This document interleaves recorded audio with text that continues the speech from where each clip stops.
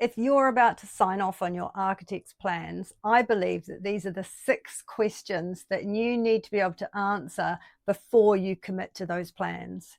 Because you could have a beautiful set of plans in front of you, but it doesn't necessarily mean that they're right for you and your project and the way that you want to live.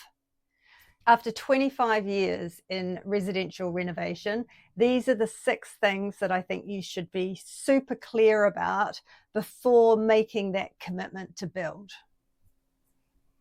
So the first thing I'd want you to be clear about is, do these plans support the way that we live now and in the future? So that's about how you operate as a family. And there's no such thing as normal. Everybody's different. Everybody likes to use their space in a different way. Some people want more togetherness. Some people want more separation. Some people invite lots of people into the home. Other people would rather people stay away. So there's so much nuance in how we want to use our homes that it's really, really important that the renovation plans that you have reflect exactly how you want to live. Because often homes and the layout of homes can get in the way of our ideal living experience. So the renovation should be answering some of those issues for you and providing you with more opportunities to live the lifestyle that you want to live. And it's not just lifestyle now, but it's lifestyle in the future, how the house is going to flex with you, how it's going to work through different seasons, and all of those kind of considerations. So don't worry about taking notes on all of this. There's a download that you can click on underneath, and it will take you to the stress test. It's got these 6 sections that I'm going to go through in this video, and it's got the 31 questions that sit under those 6 sections. So they're going to help you to go deeper into these areas so that you can really test your thinking and test the plans against their suitability for you. So that's down in the description when you need it. So the second question is, let's put you aside for a moment and just think of the building itself, the property itself. Now, every property has got things that we want to celebrate and we want to maximize and make the most of, and every property has got things that are not so great that we really want to minimize. So the next question is based on a deep understanding of those. And this is where we're going to think about things like light and sun and views and privacy from neighbors and all of those sorts of things. So do the plans reflect what's great about the property and what is not so good about the property? So the third question is, have these plans been properly explored and tested? Now, when I say exploration, what I mean is, have you just gone for the first solution? Or have you properly explored all the different opportunities that this property gives to you? There's lots and lots of ways that you could be renovating this property. It's very hard to settle knowing that we're at the best solution for us and the property without having explored a number of solutions and been able to say no to some things. Because I see people being given one solution and there's a little bit of pressure there to go, yeah, or no, or can we just tweak this a little bit, rather than going broad at the beginning and going, well, we could do this and we could do this and we could do this.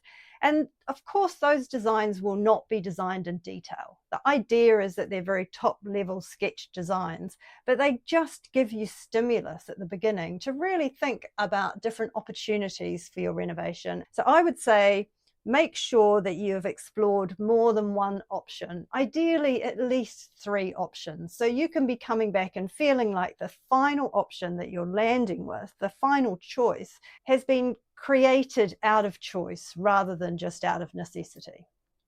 The other thing that this area covers is also, have you thought about the ballpark budget and the value uplift? Now, it's important to know this at the early stage because it's really easy to go down a path of spending lots of money on detailed drawings, structural calculations, building regulations, planning permission, only to then at the end discover maybe this wasn't the sort of smartest financial investment. So I would say that at a very, very early stage, get some ballpark numbers, get some estimates of what it's going to do to the value of your home, and that will help you to choose the right plans going forward.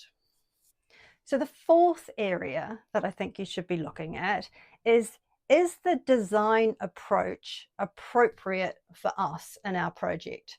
And what I mean by design approach is that there's different ways that we can design a renovation. So at one end of the spectrum, you could go out and you could find a designer that would basically just put a box on the back of your house, for example. It's like a very simple box, set of bifolding doors, maybe a couple of Velux in the top, and go, there you go. There's your renovation. Now, at the other end of the spectrum, you could go to an architect who will design a masterpiece, yeah, who will put in all the custom detailing, very interesting materials, incredible junctions where things meet, and you will get a completely different experience. Now, neither of those things are right nor wrong. They all have their place. But what can be right or wrong is whether that's what you want, and whether that's what you want to pay for, and whether that's what's appropriate for the house. So, one thing I see over and over again is I see clients who are just wanting a simple solution, but well thought through solution, but they actually have a design package that is overdone for them. And they're about to invest in something that has got a lot of detailing, a lot of materials, a lot of interest in it that they're not valuing, and that they don't actually really understand or care about that much, but the designer has cared about that. And I understand that as a designer. I can understand about caring about that type of thing, but the disconnect happens when the client doesn't care, and who's going to be paying for it? The client. So if you are sitting in that position, just make sure that your plans aren't undercooked. If you're wanting something a bit more special and you've got something a bit bog standard, then that's something that you should really take note of. Or if you're at the other end and you've got these incredible designs, just be aware that that is going to cost in time and budget, and just make sure that you value that approach. So the fifth area is, do the plans work for everyday living? Now, this is something that's about going into detail. And I see this over and over again. I see perfectly well designed plans, but they haven't been furnished. The detail of how your life is going to be lived within those lines has not been fully resolved. So you've just got amazing rooms, large spaces, but you don't really know how you're going to use them. You don't know where you're going to put your bags and your shoes when you come in. You don't know the route from the car to putting down your supermarket shopping to then opening the fridge and opening the pantry. So all of that detail hasn't been resolved. And you might think, oh, that's fine, we'll do that later. That's something we can add in later. Trust me, you will get a much better result if you bake that into your plans at the actual planning stage, because it may mean that just moving one wall ever so slightly or a window in that direction could make a massive amount of difference in terms of just how you use the house. So things like furnishing the plans, making sure the plans have a detailed amount of furniture in them so that you can understand how the rooms work and understand if you're putting on the right amount of space or if you're just slightly undercooking it or overcooking it. Thinking through where different things go, storage, all of that kind of thing really needs to be thought about in detail now. And if you do, you will thank yourself later, because you'll have a home that really, really operates well. And the final section is, are you creating something special? Are you creating something that's got a spark, and something where you're going to be in that home and you're just going to love elements of it? And people are going to walk in and they're going to go, oh, wow, that's amazing. I love this about your home. Are you just like elevating your renovation above what's just standard and a little bit normal? Because this is the moment to do it.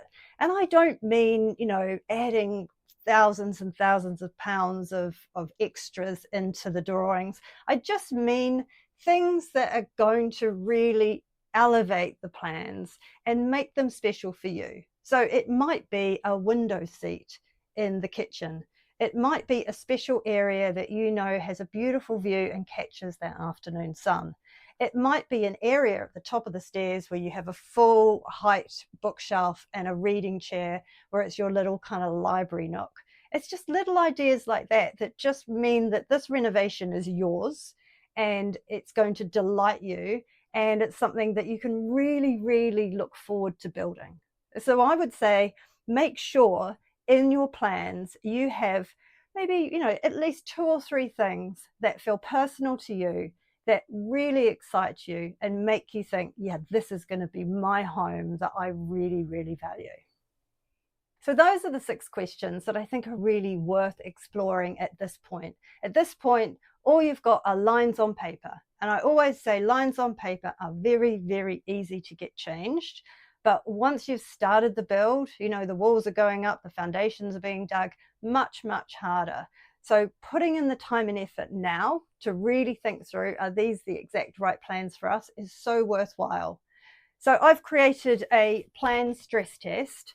So what it does in the stress test is it takes you through the 6 sections, and there's 31 questions. And really it's just there to help you to get to a point where you're confident to commit to your plans. It will probably take you about 45 minutes. Grab a cup of tea, sit down with your plans and really have a think through. I'm guessing that your plans will probably be brilliant in some sections, and in other sections, it might just be enough to make you think, oh, we can do better here.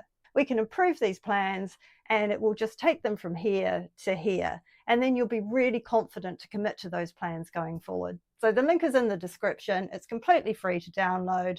And I really, really wish you a great renovation.